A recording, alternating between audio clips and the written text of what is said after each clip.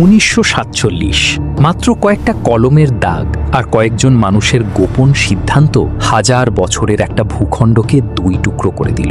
কিন্তু সবচেয়ে ভয়ঙ্কর ব্যাপার হলো বাংলা ভাগ হওয়া প্রায় শেষ মুহূর্ত পর্যন্ত নিশ্চিত ছিল না। হ্যাঁ, ইতিহাসের এক পর্যায়ে এমন একটা পরিকল্পনা তৈরি হয়েছিল যেখানে পুরো বাংলা, আজকের বাংলাদেশ আর পশ্চিমবঙ্গ, কোনোটাই ভারত বা পাকিস্তানের অংশ হতো না। জন্মনিত পৃথিবীর বুকে নতুন এক দেশ, স্বাধীন যুক্ত বাংলা। আর এই পরিকল্পনার পেছনে ছিল এমন কিছু মানুষ যারা একে অপরের রাজনৈতিক শত্রু হওয়া সত্ত্বেও এক টেবিলে বসতে বাধ্য হয়েছিল। কিন্তু প্রশ্ন হলো, কেন শেষ পর্যন্ত ভেঙে গেল সেই পরিকল্পনা? কেন লাখ লাখ মানুষ রাতারাতি উদ্বাস্তু হয়ে গেল?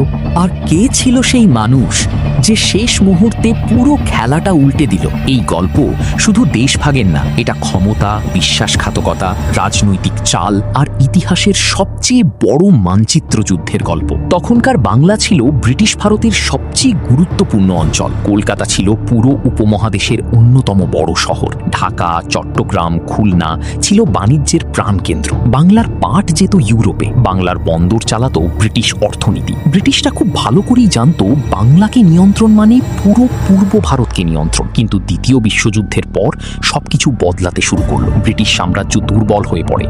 ভারত জুড়ে স্বাধীনতার আন্দোলন ভয়ঙ্কর রূপ নেয়। একদিকে কংগ্রেস চাইছিল একক ভারত, অন্যদিকে মুসলিম লীগ চাইছিল আলাদা মুসলিম রাষ্ট্র, পাকিস্তান। আর ঠিক তখনই বাংলাকে ঘিরে শুরু হয় এক গোপন রাজনৈতিক খেলা। মোহাম্মদ আলী জিন্নাহ বুঝতে পারছিলেন বাংলা ছাড়া পাকিস্তান অসম্পূর্ণ, কারণ পূর্ব বাংলায় মুসলিম সংখ্যাগরিষ্ঠ মানুষ ছিল।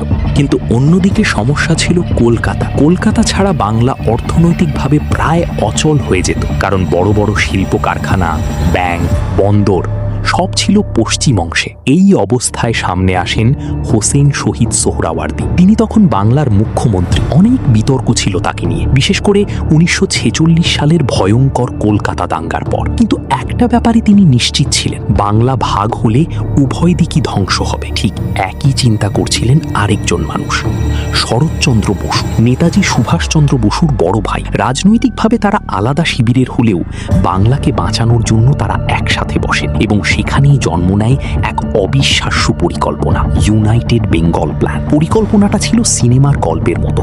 বাংলা ভারতেও যাবে না, পাকিস্তানেও না। বাংলা হবে স্বাধীন দেশ, নিজেদের আলাদা সংবিধান থাকবে, আলাদা সরকার থাকবে, হিন্দু মুসলিম দুই পক্ষের সমান ক্ষমতা থাকবে। কিন্তু এখানেই আসে সবচেয়ে বড় টুইস্ট। এই পরিকল্পনায় গোপনে সমর্থন দেন মোহাম্মদ আলী জিন্নাহ, কারণ তিনি বুঝেছিলেন যদি পুরো বাংলা ভারতের বাইরে থাকে তাহলে ভবিষ্যতে পাকিস্তানের সাথে সম্পর্ক তৈরি করা সহজ হবে। অন্যদিকে কংগ্রেসের ভেতরে আতঙ্ক ছড়িয়ে পড়ে, কারণ স্বাধীন বাংলা তৈরি হলে ভারত হারাবে কলকাতা, হারাবে পূর্বাঞ্চলের বিশাল অর্থনীতি। আর তখন মঞ্চে প্রবেশ করেন এক ভয়ঙ্কর রাজনৈতিক খেলোয়াড়, ডক্টর শ্যামাপ্রসাদ মুখোপাধ্যায়। তিনি সরাসরি ঘোষণা দিলেন, যদি ভারত ভাগ হয় তাহলে বাংলাও ভাগ হবে।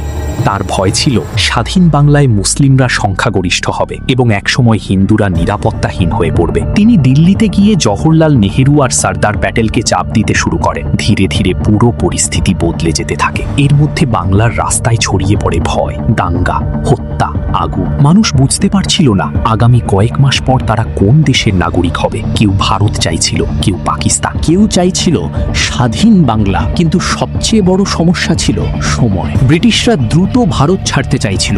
তারা আর কোনো দীর্ঘ আলোচনা করতে রাজি ছিল না। এরপর আসে 20 জুন 1947, বাংলার ভবিষ্যৎ নির্ধারণের দিন। বঙ্গীয় আইনসভায় ভোট শুরু হয়। একদিকে পশ্চিম বাংলার হিন্দু নেতারা বাংলা ভাগের পক্ষে ভোট দেন, অন্যদিকে পূর্ব বাংলার মুসলিম সদস্যরা পাকিস্তানের পক্ষে দাঁড়ান। আর সেই মুহূর্তে অখণ্ড বাংলার স্বপ্ন ভেঙে পড়ে। শরৎ বসু আর সোহরাওয়ার্দীর পরিকল্পনা ইতিহাসের পাতায় বন্দী হয়ে যায়। তারপর আসে সেই মানুষ যে কোনোদিন ভারতেও থাকেনি, বাংলার ইতিহাসও জানত না, স্যার সিরিল র্যাডক্লিফ।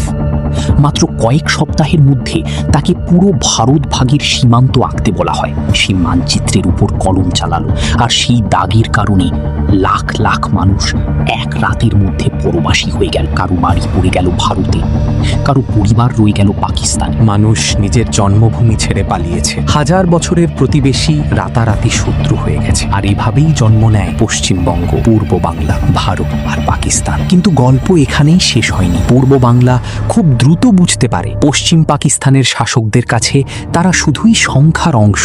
ভাষা কেড়ে নেওয়ার চেষ্টা হয়, অর্থনীতি নিয়ন্ত্রণ করা হয়, রাজনীতি দমন করা হয়, আর ঠিক সেখান থেকেই শুরু হয় নতুন আরেক ইতিহাস, যে ইতিহাসের শেষ অধ্যায় লেখা হয় 1971 সাল। তাই আজ প্রশ্ন একটাই থেকে যায়, যদি সেই স্বাধীন যুক্ত বাংলা পরিকল্পনা সফল হতো, তাহলে আজকের দক্ষিণ এশিয়ার মানচিত্র কি পুরোপুরি অন্যরকম হতো? বাংলাদেশ, পশ্চিমবঙ্গ হয়তো আজ একই দেশের অংশ থাকতো, হয়তো ইতিহাসের সবচেয়ে বড় দেশভাগটাই ঘটতো না, অথবা হয়তো আরো ভয়ঙ্কর কিছু অপেক্ষা করছিল, আর সেই উত্তরটাই আজও ইতিহাস পুরোপুরি দিতে পারেনি।